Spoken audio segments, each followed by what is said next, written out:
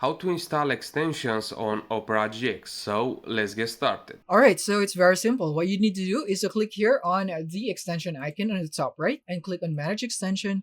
Then you would want to click here on Get More Extensions so that you'd be able to download and install the extension that you'd want. For example, you are using LastPass, so you'd need an extension for that. So let's say you want to download a LastPass extension. You could just click here if it is recommended to you, or if you can find it here, just use the search bar and type LastPass or whatever the name of your extension is. So click here on this extension. And now, from here, you can see that I have already installed this, but if you didn't install it yet, then it should appear something like this, Enable in Opera. So just click on it.